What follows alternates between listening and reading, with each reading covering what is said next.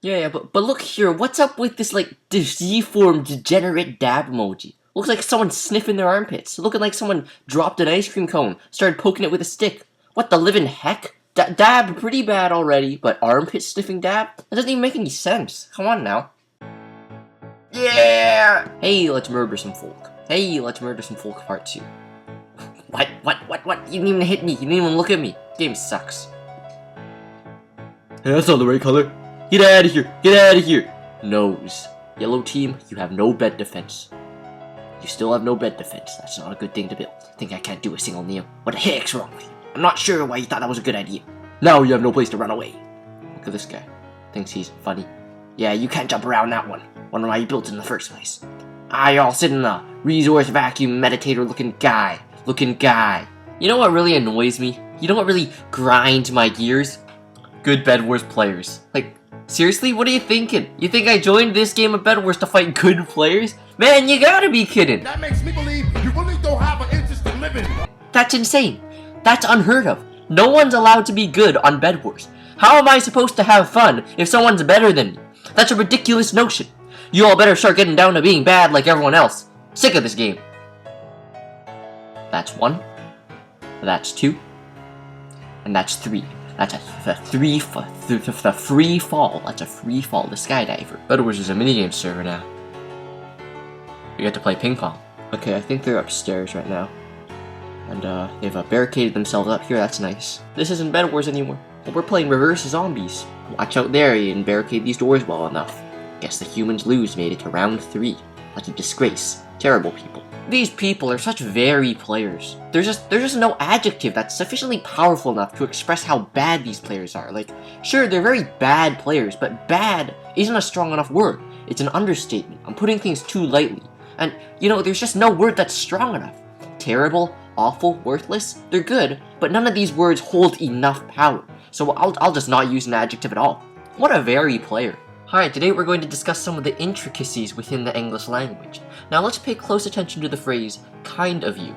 Depending on where the emphasis is placed, the meaning of this phrase can change. Imagine this scenario. Person A says to person B, "Hey, I was out shopping today and I got you this shirt. I thought it was kind of you." Person B says to person A, "Well, thank you. That's very kind of you." Now, do you understand this anomaly of the English language in which the literal meaning of a phrase clashes with its colloquialism counterpart? It's really cool. It's very interesting. It's not at all related to Bed Wars, but I thought I'd share it with you guys. Don't try running back on your base, boy. He's going for the sky dive. Man, that was the curveball. Nobody expected it. That's insane.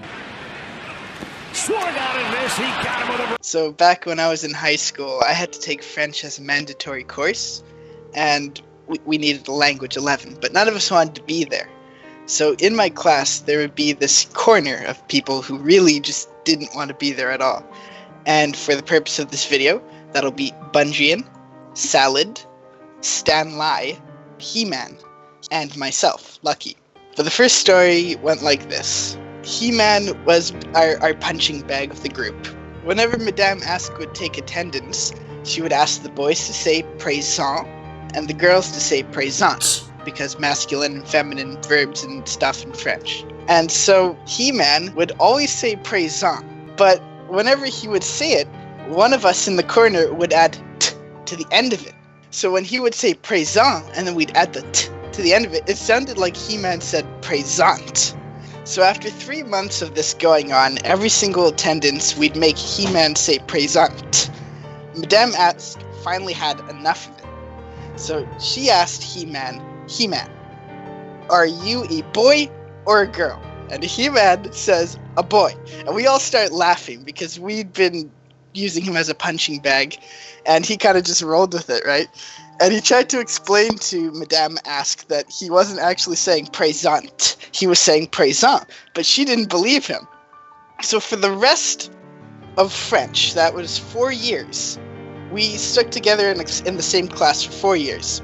And for 4 years straight, 3 of those years we had Madame Ask, and all 3 of them, she thought He-Man was just dumb because he kept thinking he was a girl.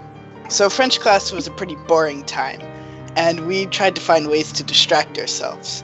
So Bungian had an art book, and we'd be doodling in it just to pass the time in French class. So while everyone else is doing the gestures, we're sitting in the corner just doodling.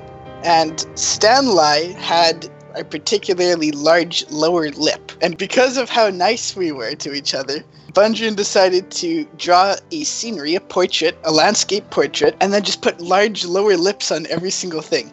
And he called it the world of Stanley. And so we took it and we went to town with drawing lips on everything in the book. We spent our whole French classes doing that. One time, Madame noticed us drawing in this book instead of paying attention. So she walks over, looks down, sees all these drawings, clearly a caricature making fun of someone, and says, "Who is this?" Of course in French. And at that point, Bunjin, he was busted. He looks up, looks around, points at Salad, and says, "Salad." And Salad says, "Oui, c'est moi." And Madame Astre just shook her head and walked away. That was it. She didn't even get mad at us for doodling in class. So we spent the rest of the year drawing more Stanley pictures, putting big lips on everything. Hi everybody, I'm about to have a bridge for breakfast. If you could just get out of the way, that'd be very kind of you. I'm going to have my good breakfast soon. A hearty meal. I like eating bridges. Thanks for being so considerate. Let's open the bridge's mouth. We'll feed the void some breakfast. High in fat. Well, let's get down to eating my breakfast. Oh, my favorite cereal. Bridges. Oh no, yellow tea isn't serving breakfast anymore. What am I gonna do? Guess I'll have to go to blue tea for lunch. Oh, yeah, boy. That's some good eating right there. Oh, delicious and nutritious. And if you look on my left, while I'm eating dinner, blue team's already preparing my breakfast for tomorrow. There are some great, hard-working chefs. I love you guys. Well, I don't feel very comfortable with people watching me while I eat. Please leave. Thanks very much. This exchange feels incredibly familiar to me. It's like deja vu or something. Green, you jerk.